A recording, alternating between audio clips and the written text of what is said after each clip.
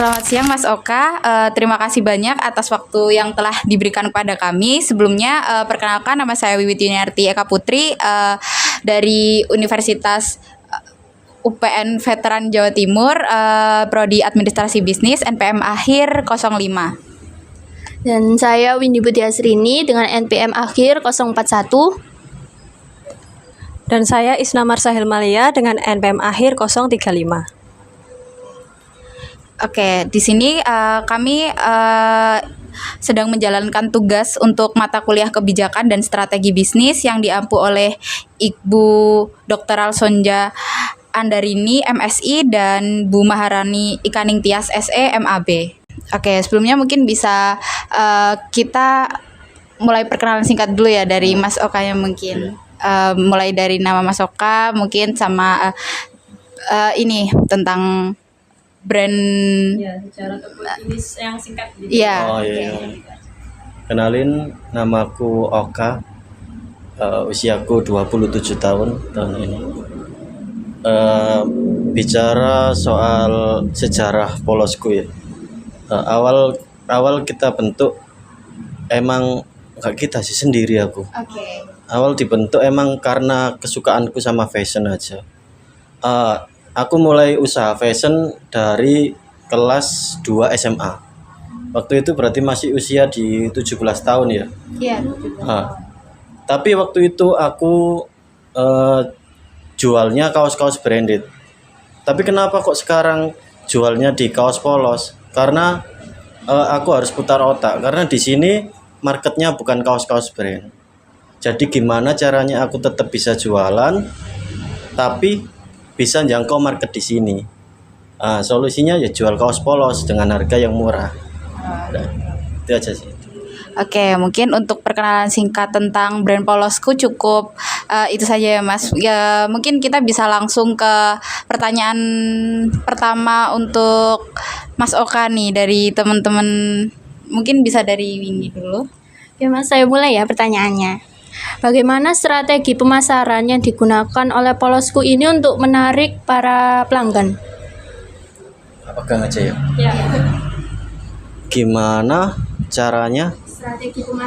Strategi pemasaran ya. Sebenarnya kalau produk kita kaos polos itu kan produk yang biasa toh.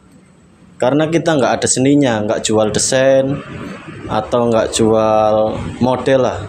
Tapi gimana caranya kita ngemas produk itu jadi menarik? Contoh, salah satunya mungkin dengan foto model. Kedua, kita bisa branding di packingnya. Kalau kalian mau beli kaos polosku kan kebetulan harganya 40.000 per piece. Kalau kalian beli kaos polos tapi tak kasih kaos aja, 40.000 kiranya pantas atau enggak? Kurang kan ya. Tapi kalau 40.000 tak kasih kantong plastik yang ada sablonan tokoku, tak kasih free stiker, tak kasih packing yang bagus, pelayanan yang bagus, tak kira 40.000 nggak terlalu mahal untuk itu. Oke, itu aja sih sedikit. Ya Mas, saya lanjut ya Mas. Bagaimana kebijakan polosku dalam menangani para keluhannya pelanggan gitu?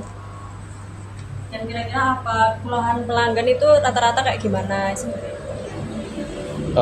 Kalau keluhan pelanggan sih sebenarnya simpel aja sih. Kalau kita jelaskan aja apa keluhannya, paling kan cuman kotor atau jahitannya ndak pas atau nggak sesuai ukurannya gitu kan. Kalau kita nggak sesuai ukurannya kita bisa balik, tapi dengan syarat masih lengkap ya semuanya. Terus kalau untuk jahitan atau warna yang kotor bisa dikembalikan ke kita. Udah itu aja sih, simple kok sebenarnya. Mereka itu ndak butuh AIOEO, cuma butuh solusi. Gitu aja.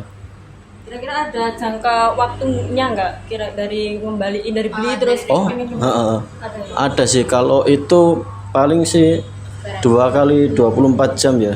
Kalau kita lama-lama takutnya udah dipakai juga. Iya, benar. Iya. Ada lagi.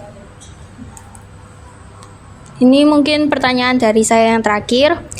Apa strategi Polosku ini dalam memanfaatkan media digital e-commerce seperti Shopee, TikTok untuk meningkatkan penjualan Polosku? Manfaat ya? Cukup membantu sih sebenarnya kalau untuk Shopee atau TikTok, karena kita nggak jangkau di pasar sini aja, kita bisa promosi ke luar kota, juga bisa melebarkan market lah untuk di luar kota. Cuman kadang kendalanya itu di adminnya aja, karena makin kesini makin gede adminnya, sedangkan kita di situ saingannya banyak dan beneran emang harus murah-murahan di situ kalau di Shopee atau di TikTok. Oke. Ya. Pertanyaan selanjutnya, kira-kira apa yang membedakan bisnis Polosku ini dengan kompetitor lain yang ada di sekitar sini aja, Mas? Kalau bicaranya soal sekitar sini sih pasti beda karena ndak ada di sini. Cuma aku sendiri ya. Tapi kalau kita lingkupnya agak luas, mungkin bedanya di sini selain harga ya, harga pasti murah lah. Terus mungkin pelayanannya. Udah itu aja sih. Lebih mengutamakan pelayanan gitu ya? Iya benar. Baik. Kalau untuk faktor apa saja yang paling mempengaruhi naik turunnya pendapatan kira-kira? Atau akhir-akhir ini gitu? Kalau bicara soal pendapatan naik turunnya mungkin karena di sini lingkupnya pekerja ya. Pekerja kan gajiannya di weekend, menjelang weekend atau sebulan sekali lah. Kita ngerti lah, biasanya orang bertanda kan tanggal tuwek belanja lah, itu turun. Tapi kalau di tanggal muda sampai pertengahan itu omset naik. Iya. Atau ada pas peristiwa apa kayak misal mau hari raya gitu? Oh gitu tak, iya. Paling di hari besar itu pasti naik, atau tahun baru, atau hari besar nggak cuman di hari raya ya, cuma Natal atau hari besar lainnya juga pengaruh. Yang paling pengaruh itu Agustus, karena kan banyak yang pakai seragam toh. Oh iya. Banyak acara-acara mereka kan pakai seragam. Ya, benar.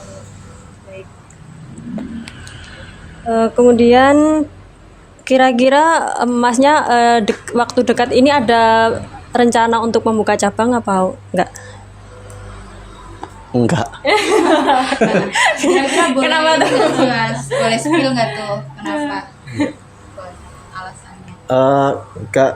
Nggak usah terlalu memikirkan buka cabang ya, fokus ke satu yang ada dulu aja. Kalau kita buka cabang pastikan pertama kendala di modal, terus kedua fokusnya jadi terurai kan. Baik, kalau untuk strategi meningkatkan kualitas produk ini agar lebih kompetitif di kalangan fashion, kira-kira bagaimana?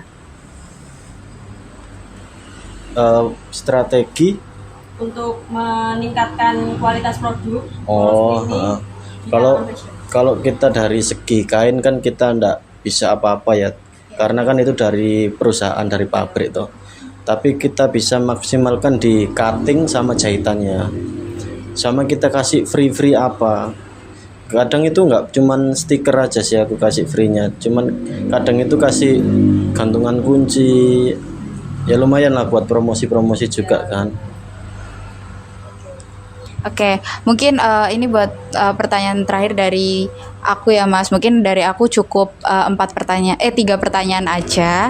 Mungkin dari aku gimana sih kebijakan Polosku ini dalam menghadapi persaingan pasar. Nah, ini tuh bisa dalam ini sih Mas, lingkup kan Masnya udah nyoba e-commerce juga ya. Jadi mungkin bisa jelasin nih cara menghadapi persaingan pasar tuh dalam lingkupnya tuh online maupun di offline-nya tuh gimana? Buat ini ya, biar bisa bersaing gitu kan. Iya, Intinya iya, gitu kan. Kita kasih ini aja, kalau kita dari sosmed kita kasih visual yang bagus aja. Kita punya produk yang sama tapi visualnya bagus, kita pasti kita menang. Karena mereka ndak pegang barang, ndak tahu. kadang mungkin ada beberapa kasus yang gambarin tidak sama barang yang datang kan ya. Karena mereka yang belanja di e-commerce pasti percayanya sama visualnya. Itu kalau kita bicara soal offline ya kita kasih pelayanan yang bagus, kita kasih toko yang bagus supaya belanjanya nyaman, atau kita promo apa ya, potongan harga atau itu. Udah sih itu aja.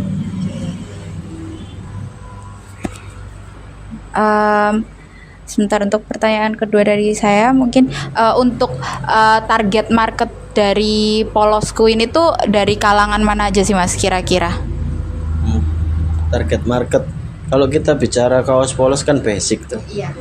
Jadi untuk target marketnya luas lah ini. Semua kalangan bisa pakai kok. Dari cewek, cowok, tua, muda bisa pakai semuanya karena kita basic. Jadi paling pilihannya di warna aja. Kalau cowok biasanya di warna-warna gelap. Kalau cewek bisa gelap, bisa terang. Gitu aja sih. Berarti secara nggak langsung buat Polosku ini tuh bajunya unisex gitu ya Iya. Kak, bisa buat semua kalangan, semua umur, semua gender juga. Nah, untuk pertanyaan terakhir dari aku mungkin ini ya Kak, gimana sih strategi Polosku ini dalam memperluas jangkauan pangsa pasar gitu? Gimana cara memperluas jangkauan mangsa pasar? Oh, itu balik lagi yang tadi ya, mungkin di e-commerce itu. Kita lewat sosmed, kita tampilkan video yang bagus. Oh iya, visual yang bagus. Tapi sekarang yang lebih berpengaruh itu video sih. Kalau untuk sekarang, itu aja sih e-commerce. Ini sih Mas, mungkin ada pertanyaan tambahan dari aku sendiri ya Mas. Sekarang ini kan lagi musimnya live gitu kan Mas, kayak live TikTok, live Shopee, terus kayak ada video Shopee gitu kan Mas. Nah kira-kira dari Polosku ID tuh udah memanfaatkan hal tersebut atau belum gitu? Kalau untuk live sih kita belum, tapi untuk planningnya sudah ada. Kenapa kok belum? Karena kita nggak mencukupi untuk stoknya. Cukup pesimis sih kalau kayak gitu. Tapi emang pelanggan, contoh aja kalian kalau belanja tapi nggak ada barangnya gimana? Pasti kecewa toh. Ya, jadi kita ke depannya mungkin menuhi stok dulu, baru kita coba yang itu live. Berarti untuk itu masih plan aja ya Mas? Iya. Oke. Mungkin untuk interview kita hari ini udah cukup ya Mas. Terima kasih untuk Mas Oka udah bersedia untuk kita interview. Sebelumnya mungkin kita tutup buat interview hari ini. Oke.